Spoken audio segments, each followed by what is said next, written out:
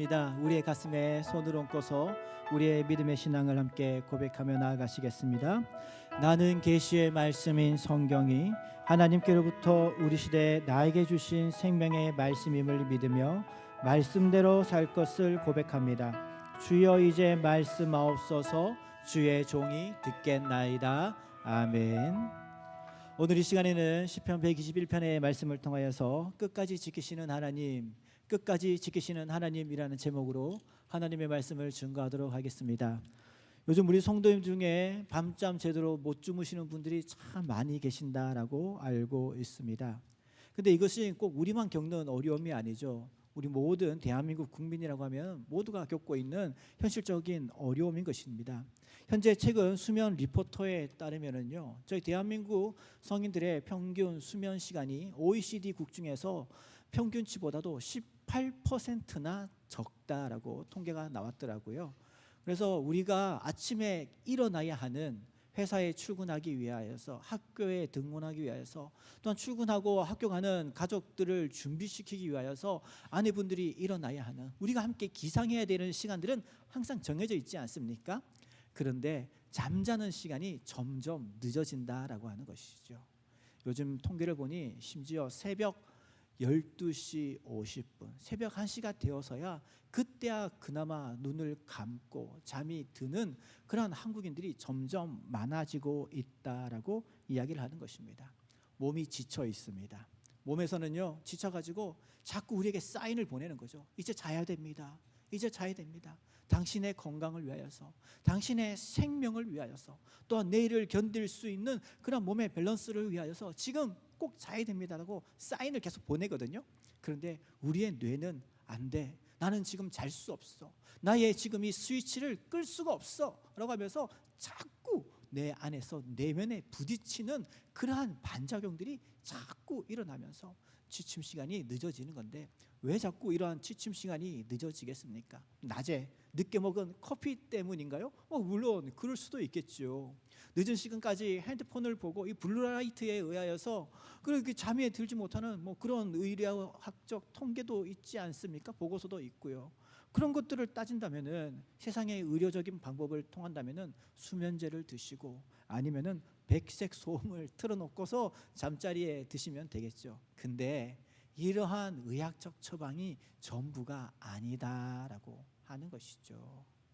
현실에서 왜 이렇게 우리의 몸과 마음과 정신과 심지어 우리의 영혼까지 갈갈이 갈려져 나가는 그러한 고통과 괴로움이 있습니까?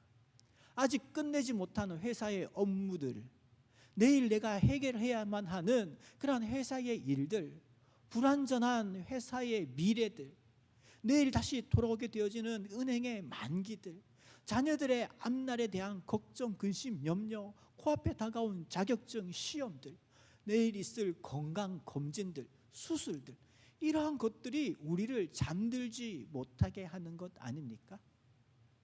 아무리 우리가 백색 소음을 틀어놓고 수면제를 먹어도 그것이 우리에게 영원한 내면의 안식과 내 안에 켜져 있는, 자꾸 움직이려고 하고 잠들지 않으려고 하는 그 스위치를 끌 수가 없는 것이죠. 그 부담감이, 짐이 너무 무겁기 때문인 것입니다.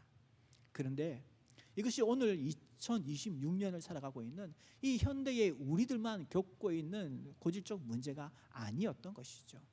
지금으로부터 3000년 전에 기록되어져 있는 이 시편 121편, 고대 근동 문헌, 이 성경의, 구약 성경의 말씀에서도 이러한 우리의 내면적 어려움을 그대로 다루고 있다라고 하는 것입니다. 3000년 전에 은행 이자, 아이들의 학업 문제, 이런 것들로 인해서 잠 못 자는 사람들이 있었을까요? 없었죠. 그런데도 그 시대 속에서 마음이 힘들고 괴롭고 심지어 영혼까지도 갈려져 나가는 것 같은 그러한 어려움들이 있었다라고 하는 것입니다.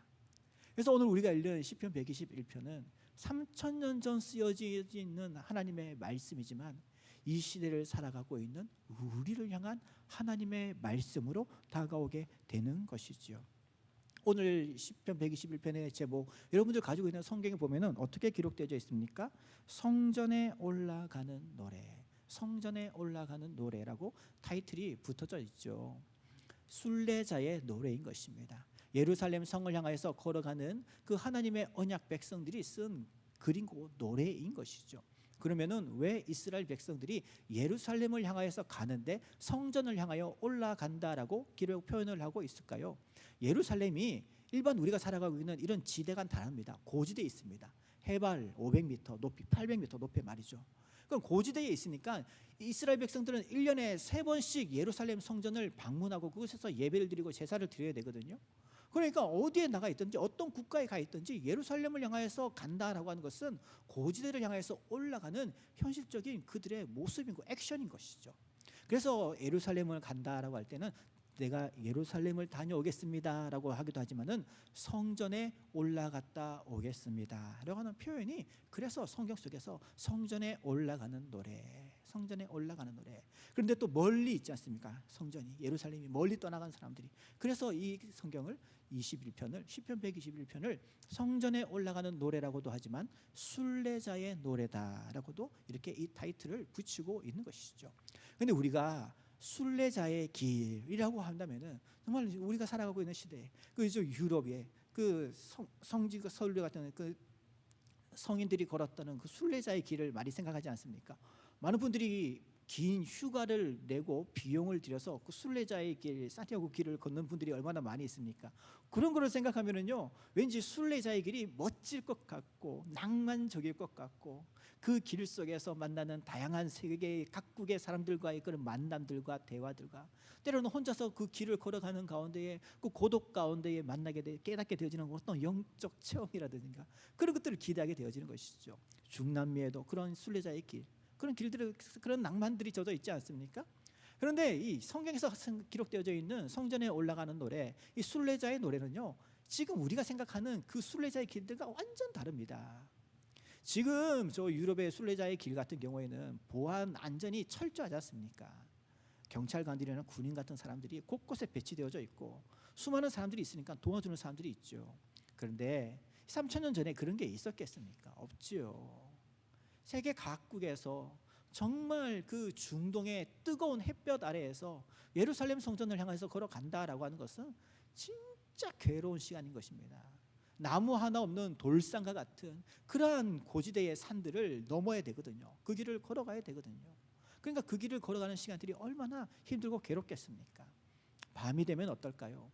밤이 되면은요, 도적단들, 강도들이 나와가지고 사람들을 공격하고 가지고 있는 것을 빼앗고 심지어 목숨을 잃는 사람도 있다라는 것 아니겠습니까? 신약 성경을 보면은 예배하러 가던 그 사람이 강도를 만난 사건이 바로 이 사건에 빗대어서 나온 것이죠. 사람들만 무섭습니까? 맹수들도 있습니다. 동물들의 공격도 있는 것이죠. 또 밤이 얼마나 춥고 외롭겠습니까? 중동에서의 밤 말이죠. 낮에는 그 땡볕에, 밤에는 추위에, 또한 생명의 위협에 성전을 향해서 걸어가는 길이 결코 녹록지 않다라고 하는 것입니다. 근데요, 1절 보면은 이렇게 기록이 되어져 있습니다. 제가 읽어드리겠습니다. 내가 산을 향하여 눈을 들리라, 나의 도움이 어디서 올까? 이렇게 올라가는, 예루살렘 성전을 향해서 올라가는 이 길의 가운데에 내가 산을 향하여 눈을 들리라, 이 시편의 저자는 1인칭 시점에서 이렇게 고백하고 있는 것이죠. 내가 이게 눈을 들어보고 있다, 눈을 들어보는 산을 본다라고 얘기하고 있지 않습니까? 그럼 여기서 말하고 있는 눈을 들어 산을 본다라고 하는 것이 어떤 의미일까요? 과거의 전통적인 해석에서는 시온산을 이야기합니다. 하나님의 성전이 있는 시온산, 내가 하나님을 바라보며 나아갑니다. 이것이 일반적인 과거의 해석이었었는데, 이제 역사가 발전하고 고대 근동 문화에 대한 연구가 발전되어지게 되면서 여기서 이제 탐사하고 연구를 하게 된 것이죠. 그런데 정말 이 시대에 이 지역을 가봤더니요, 산에 그런 성전들도 있지만 성전은 없습니다. 대부분 뭐가 있느냐? 이방 신들에게 제사하는 산당이 있는 것이죠.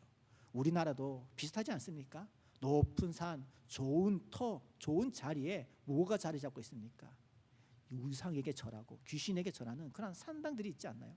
예루살렘도 똑같았습니다. 이스라엘도 똑같았습니다. 그 당시에 바알과 아세라를 섬기는 그런 산당들이 있었죠. 예루살렘뿐이겠습니까?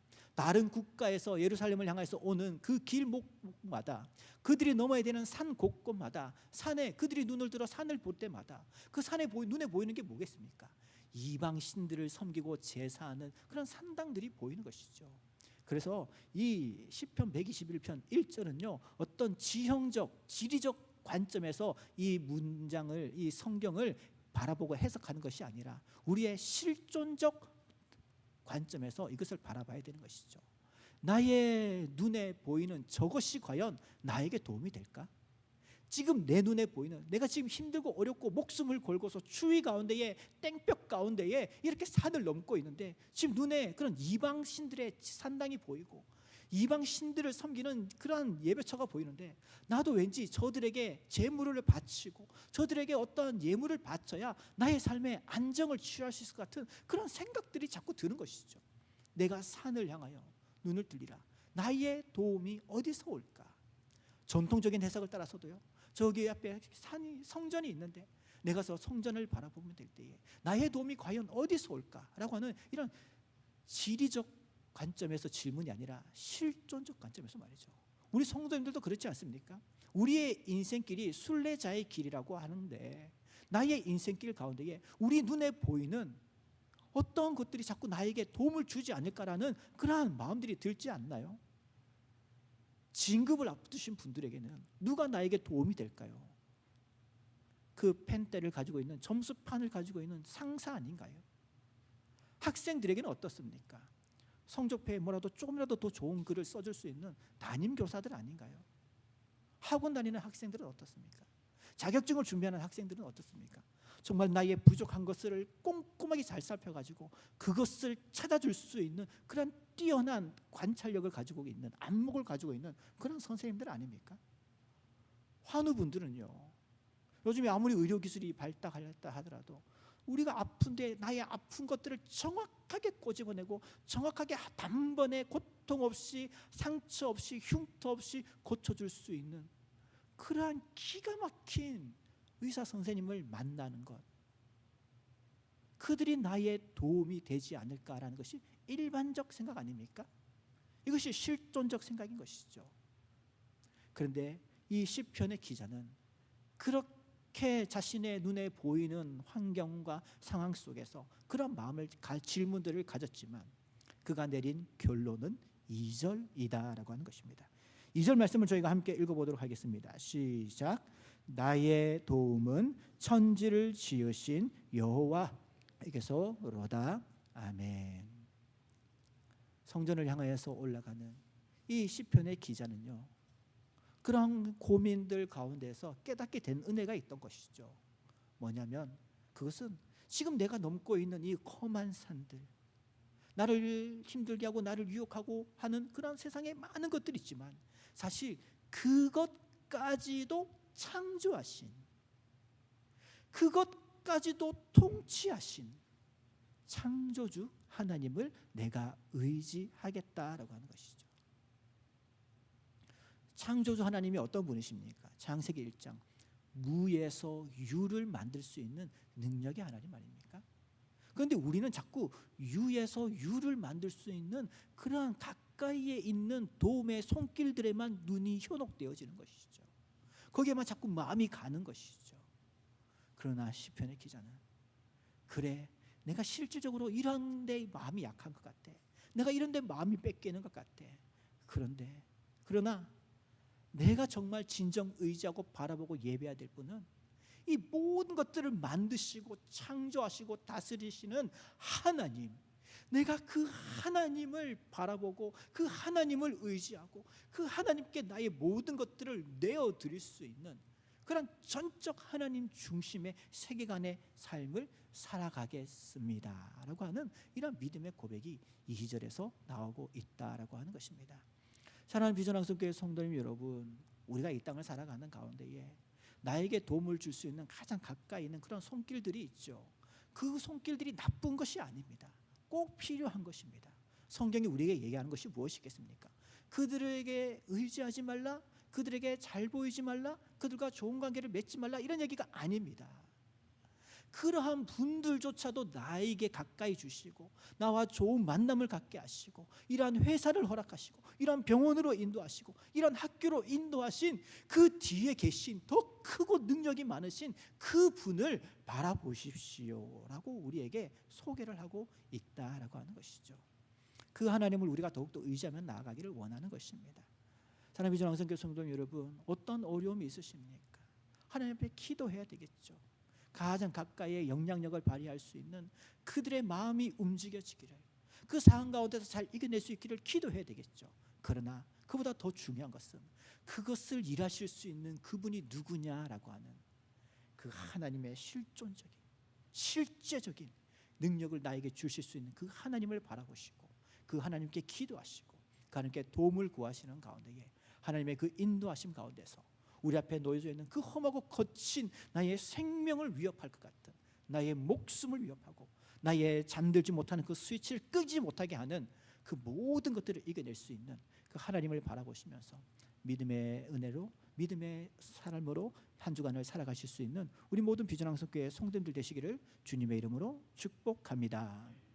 우리가 이 땅을 살아가다 보면은 학교에서 공부를 하고 있는 학생들에게 선생님들이 뭐라고 이야기를 하실까요? 얘들아, 그냥 공부해서는 안 돼. 영혼까지 갈아 넣어야지 라고 선생님들 얘기하지 않습니까? 직장 회사에서는 어떻습니까? 직장 상사가 부하들에게 어떤 프로젝트를 맡길 때도 그렇죠. 회사 오너가 담당자들에게 어떤 임무를 맡길 때도 그렇죠. 여러분들 그냥 대충 해서는 안 됩니다. 여러분들의 영혼까지 갈아 넣으시고 여러분들의 시간과 건강과 모든 것들을 다 갈아 넣으십시오라고 이렇게 얘기하는 것이 오늘 이 시대의 세상의 요구사항 아닙니까? 그래서 우리가 그렇게 살아가죠. 학생들도 그렇고 직장인들도 그렇고 심지어 회사를 운영하시는 분들도 그렇고 말이죠. 영혼까지 다 갈아 넣습니다.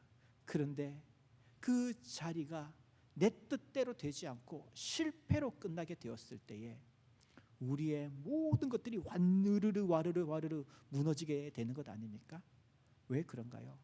성공하라라고 할 때 영혼까지 갈아 넣으라고 하는 것, 그만큼 마음의 중심과 영혼의 상태가 중요한 것이고 그만큼 우리가 그것에 매진하였을 때 무너지는 이유도 나의 마음과 생각이 그만큼 중요하기 때문이고 큰 위치를 차지하고 있기 때문인 것이죠. 그러한 우리의 삶 가운데에 우리가 잠들지 못하는 것, 나의 모든 것들을 갈아 넣었는데 잘못되면 어떡할까라고 하는 그런 불안함들 아닙니까? 그래서 더 잠을 이루지 못하는 것이지요. 3절과 4절에 보니 이렇게 기록하고 있습니다. 이스라엘을 지키시는 이는 졸지도 아니하시고 주무시지도 아니하시리로다. 여호와는 너를 지키시는 이시라. 여호와께서 내 오른쪽에 그늘이 되시리로다. 3절이죠. 3절 다시 읽겠습니다. 여호와께서 너를 실족하지 아니하게 하시며 너를 지키시는 이가 졸지 아니하시리로다. 4절입니다. 이스라엘을 지키시는 이는 졸지도 아니하시고 주무시지도 아니하시리로다. 아멘. 여기서 지킨다라고 하는 단어, 샤마르라고 하는 단어입니다. 이 단어가 6번이나 기록되어 있습니다. 6번. 성경에서 동일한 단어, 비슷한 의미의 단어가 반복적으로 기록되어 있는 것을 우리가 중언체라고 이야기하는데요. 그만큼 하나님께서는 이 시편의 말씀을 통해서 우리를 지켜주시기를 원한다라고 하는 것이죠. 세상은 우리에게 모든 것들을 갈아 넣어라라고 얘기하고 그 가운데서 우리는 한없이 무너지는 가운데 살아가고 있지만 그 상황 가운데서도 하나님은 우리를 지키시기를 원하시는 분이시다라고 이야기하는 겁니다. 그런데 3절과 4절에서 강하게 얘기하고 있는 것이 무엇입니까? 우리를 지키시는 그분이 어떻게 우리를 지키시느냐라고 기록하고 있는 것이죠. 그 하나님께서는 졸지도 아니하시고 주무시지도 아니하시면서 우리를 지키신다라고 말씀을 하고 있는 겁니다. 그런데 이 말씀이 왜 나왔느냐라고 하면요, 신이라고 하는 존재에 대한 해석이 말입니다. 신이라고 하는 존재에 대한 사람들의 인식이 지금 이 시대를 살아가고 있는 우리하고 3,000년 전, 4,000년 전 고대 근동 시대에 살아가고 있던 사람들의 생각이랑 좀 다릅니다. 대표적인 예가 열왕기상 18장을 볼 수가 있겠지요. 엘리야 선지자가 바알과 아세라를 섬기는 아합과 이세벨 왕과 여왕이 섬기는 그들의 제사장들 말입니다. 850대 1의 영적 전쟁이 열왕기상 18장에 기록이 되어져 있는데요. 누가 참 신이고 누가 참 하나님이냐라고 하는 영적 대결 아닙니까? 그들이 세운 그 영적 대결의 모습은 어떻습니까? 사람들이 많이 모여있는 공터에 재물을 가져다 놓고 거기에 장작을 쌓고 자신들이 섬기는 신에게 제사, 기도를 하는 거죠. 우리가 섬기는 신이 참 신이면은 하늘에서 불덩어리가 떨어질 것이라는 이것이 그 대결의 조건이었습니다.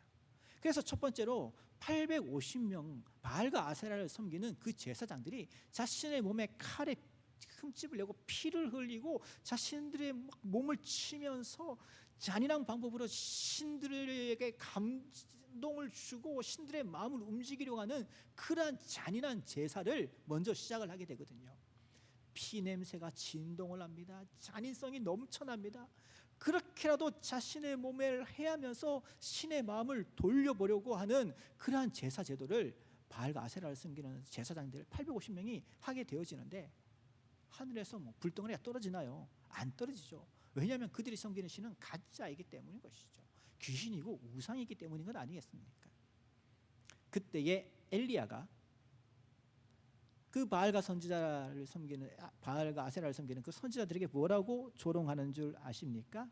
얘들아, 너희들이 섬기는 신이 지금 어디 묵상하고 있는 게 아닐까?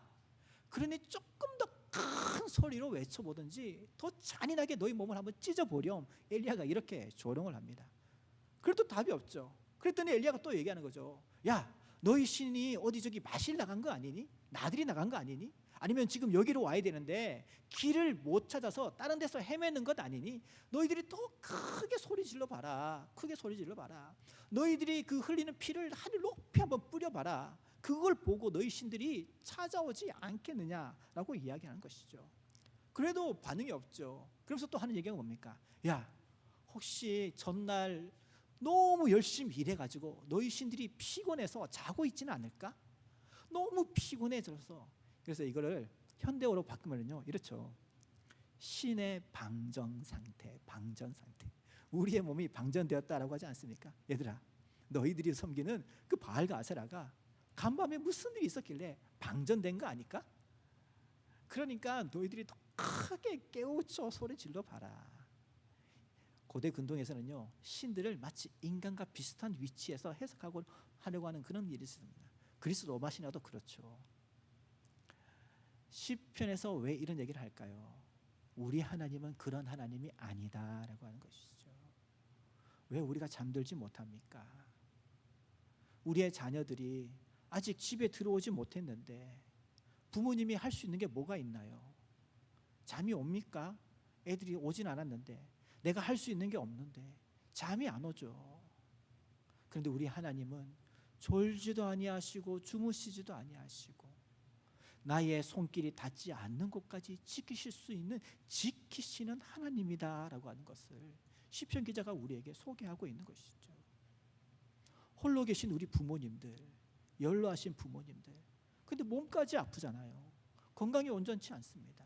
혹시나 위급한 일이 생겼을 때에 나에게 전화하지 못하고 누군가를 부르지 못하면 어떡할까라고 하는 그런 자녀의 심정 가운데에 안타깝고 걱정스러운 마음 가운데에 부모님도 자녀를 생각하면 잠 못 이루지만 자녀도 부모님을 생각하면 잠 못 이루는 그런 일들이 얼마나 많이 있습니까? 그 자리에도 하나님이 계신다, 지켜주신다라고 하는 것이죠. 지난 한 주간에는 저희 교회에 수술하신 분들이 몇 분 계세요. 우리가 가족들이, 사랑하는 배우자들이, 자녀들이 부모님이 수술실 들어갈 때에 어디까지 갈 수 있습니까?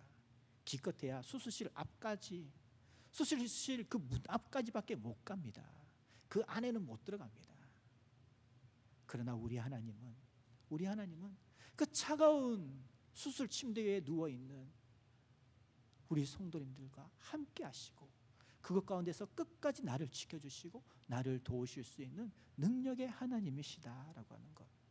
그래서 이 표현이 바로 졸지도 아니하시고 주무시지도 아니하시며 우리를 지키시는 하나님이라고 시편 기자가 우리에게 소개하고 있는 것이죠. 이 시편 121편을 조금 꼼꼼하게 읽어보신 분들은 조금 이상하다라고 싶은 분들이 있으실 겁니다. 그걸 왜냐하면요 시편 121편 1절과 2절은 1인칭 시점입니다. 내가라고 합니다. 내가 산을 향하여 눈을 들리라. 나의 도움이 어디서 없고 천지를 지으신 여호와에게서로다. 1인칭 시점이고요. 3절에서부터 8절까지는 2인칭 시점입니다. 너를 지키시는 하나님, 너를 이렇게 얘기하고 있는 것이죠.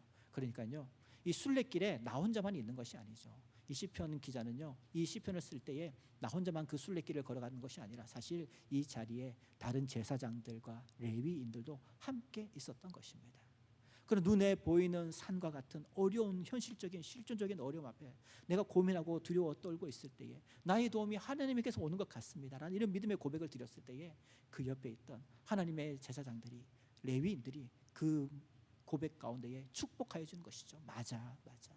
하나님은 정말 그런 분이야.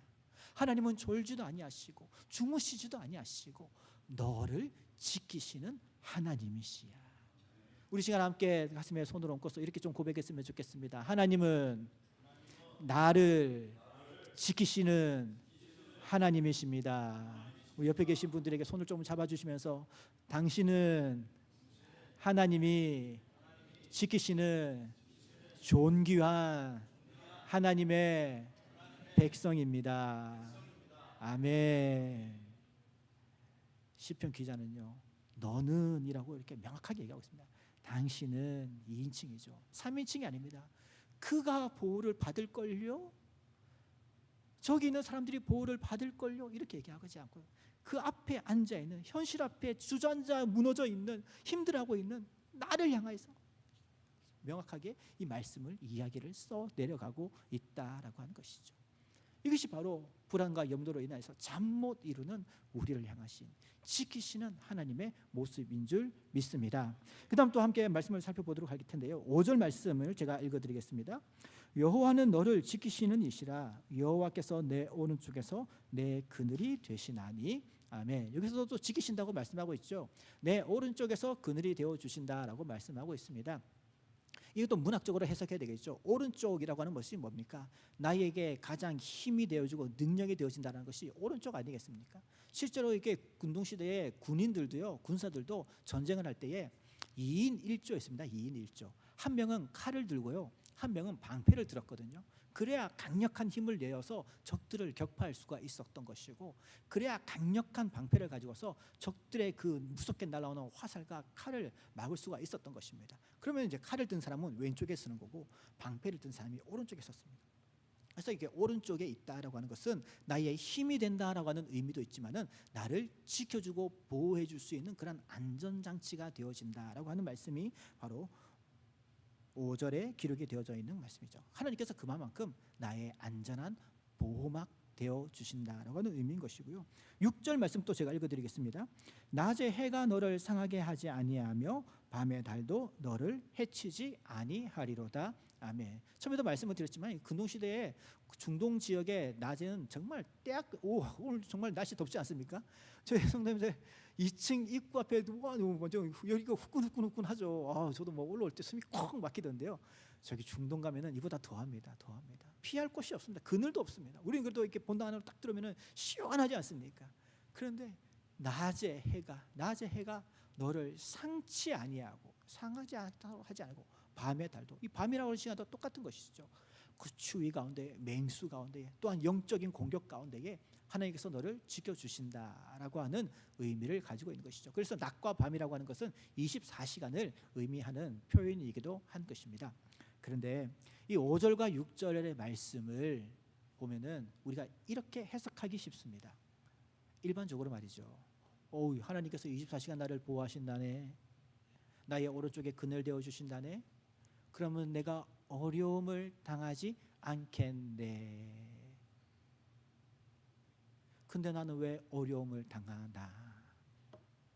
하나님 거짓말했네. 이거 목사님 과대 포장 아닙니까? 하나님의 사랑과 보호를 너무 과대 해석한 것 아닙니까? 라고 하기 가장 쉬운 구절이 바로 이 5절과 6절 말씀이 되겠습니다. 하나님이 나를 지켜주신다면서 왜 제가 이런 어려움을 당합니까? 졸지도 않으시고 주무시지도 않는다는 하나님이신데 나는 하나님의 사랑을 받지 않는 사람인가요? 왜 저에게 이런 어려움이 찾아옵니까? 라고 반문을 제기하게 되어지는 것이죠. 맞습니다. 그렇게 볼 수가 있고 해석할 수가 있습니다. 그런데요, 시편 121편이 우리에게 말씀하고자 하는 그 방점은 여기에 있는 것이 아니고 7절에 있는 것이죠. 7절 말씀 함께 읽어보도록 하겠습니다. 시작. 여호와께서 너를 지켜 모든 환난을 면하게 하시며 또 내 영혼을 지키시리로다. 아멘. 하나님의 우리의 지키심은요, 우리의 모든 환난을 지키시는데, 우리가 생각하는 그런 외부적인 눈에 보이는 환난을 지키시는 것이 아니라 바로 그 뒤에 기록되어 있는 내 영혼이라고 하는 여기에 방점이 있는 것이죠. 우리가 영혼을 갈아 넣어서 수고하고 노력을 했는데 이것이 무너졌을 때 왜 우리가 낙망하고 쓰러집니까? 왜 사람들은 너의 영혼까지 갈아 넣어서 그것에 집중하려고 합니까? 그만큼 마음과 영혼이 중요한 것 아닌가요? 하나님도 아시는 것이죠. 하나님의 지키심과 보호하심은 바로 여기에 방점이 있는 것입니다. 우리의 마음, 우리의 영혼이 무너지지 아니하도록 다시 소생할 수 있도록 영원토록 낮이나 밤이나 할 것 없이 24시간 나를 지키시기를 원하는 것. 그렇게 될 때에 우리가 다시 일어설 수가 있는 것이죠. 우리의 영혼의 보호함을 받게 될 때에 우리가 다시 소생할 수 있는 기회가 생기는 것이죠. 하나님께서는 그것을 너무나도 잘 아셨다라고 하는 것입니다. 그래서 8절에 이렇게 얘기하고 있는 것이죠. 여호와께서 너의 출입을 지금부터 영원까지 지키시리로다. 아멘. 출입이 뭡니까? 나가고 들어오는 것이죠. 하루에 우리가 직장 생활할 때 직장에 출근하고 저녁에 퇴근하고 들어오는 그 출입이라고 생각한다면 24시간이라고 할 수 있겠지만은 이 이스라엘 백성들에게 있어서 히브리 민족에게 있어서 출입이라고 한다면은요, 요람에서부터 시작하여서 무덤까지입니다. 하나님은요, 여러분들이 하나님, 저 이제 하나님 말씀대로 살아갈게요 라고 해서 그 순간부터 우리를 지키시는 분이 아니라 실상 하나님께서는 우리가 교회 나오기 이전부터 이미 나를 향한 계획을 가지고 계셨고 나를 향한 하나님의 특별한 뜻이 있었던 것이죠. 요람에서 무덤까지.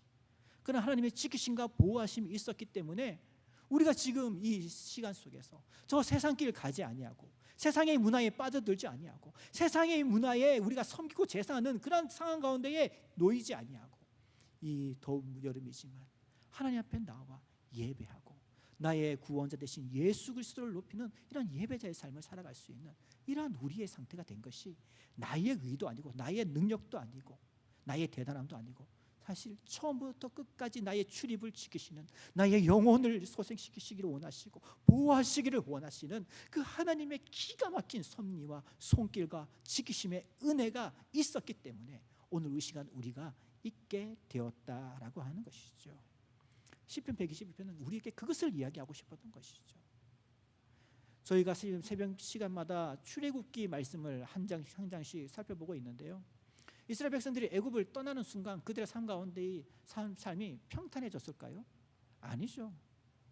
출애굽하는 순간 눈앞에 홍해 바다가 건너왔고 보였고 뒤에는 애굽 군대가 쫓아왔습니다. 그런데 하나님의 기적과 같은 은혜로 그것을 건널 수가 있었죠.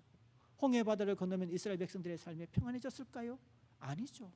사흘길을 걷는 가운데에 마실 물을 찾지 못하여서 그들이 떠나온 애굽을 그리워하였다라고 하는 짧은 그 순간 가운데 고통과 고난 가운데 하나님을 원망하고 과거의 삶으로 회개하려고 하는 이스라엘 백성들의 모습이 기록되어 있죠. 이 출애굽기의 여정은 가나안 땅으로 들어가기까지의 여정이 우리의 인생과 똑같은 판박이와 같은 것이죠. 구원함을 받은 백성이라 해서 고난이 사라진다라고 성경에서 이야기한 적이 없습니다. 성경은 우리가 살아가는 삶은 언제나 고통과 같은 삶이고 광야와 같은 삶이지만 그 가운데서도 나의 영혼을 지키시고 나를 도우시는 그 하나님의 손길이 있기 때문에 그 어려운 가운데 우리가 무너지지 아니하고 다시 일어설 수 있고 마음이 꺾이지 아니하고 다시 용기롭고 일어설 수 있는 힘을 하나님이 주신다라고 하는 것이죠. 천지를 창조하신 하나님이 주신다라고 하는 것, 이것이 바로 시편을 통해서 우리 가운데 말씀하고 있는 사실인 것입니다. 말씀을 마무리하도록 하겠습니다. 시편은 우리에게 이렇게 묻고 있는 것이죠. 왜 여러분들은 지금도 여러분들의 가운데 켜져 있는 그 민감한 스위치, 잠들지 못하게 하는 그 스위치를 끄지 못하고 계십니까? 이제 그것을 끄십시오. 여러분들이 여러분들의 삶을 지키는 것이 아니라 우에서 유를 창조하실 수 있는 능력의 하나님이 여러분들을 지키시고 계신데, 여러분들의 영혼까지도 지키시고 계신데, 왜 그 하나님께 여러분들의 삶을 올려드리지 못하고 맡겨드리지 못하고 아직도 그 스위치를 끄지 못한 채 불안과 염려로 힘들어하고 계십니까? 요람부터 무덤까지 여러분들을 지키시기를 원하시고 보호하시기를 원하시는 그 하나님을 이제 좀 의지하십시오. 근데 또 이렇게 얘기하면은 너무 구약적인 의미인 것 같죠. 그 하나님이 나와 너무 멀리 떨어진 것 같은 느낌이 들 수도 있습니다. 그런데요, 이 사건이 신약 시대에 똑같이 일어납니다. 겟세마네 동산에서 말이죠. 우리 주님께서 십자가 지시기 전날 밤 그의 수제자 제자들과 함께 겟세마네 동산에 기도하러 올라가셨을 때에 예수님의 제자들은 하루의 일정과 사역들로 인해서 피곤하여서 그저 감길 수밖에 없는 그 눈을 감고서 겟세마네 동산에서 잠들어 버렸습니다.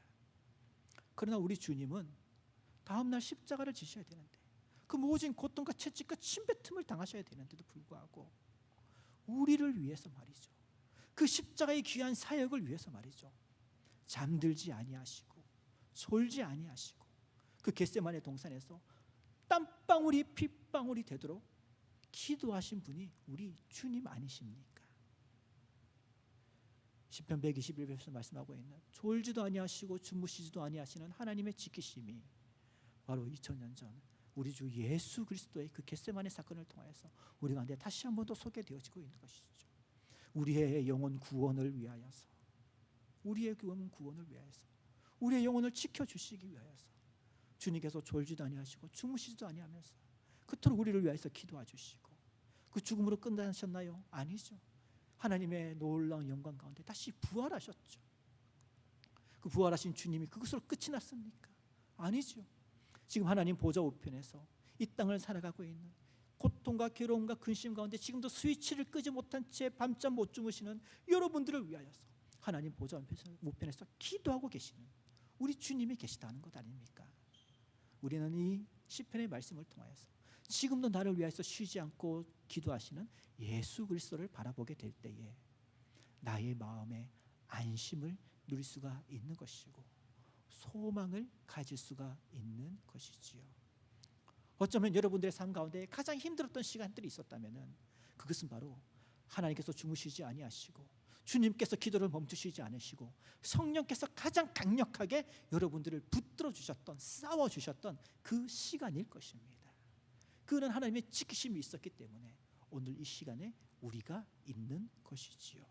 그러므로 앞으로 내일부터 살아가게 될 이 한 주간이 우리에게 소망이 있는 것이죠. 지금도 나를 지키시는 하나님, 기도를 쉬지 아니하시는 우리 주 예수 그리스도, 지금도 내 안에 거주하시는 성령님이 함께 하신다면은 나 주님과 함께라면 살아갈 수 있을 것 같습니다.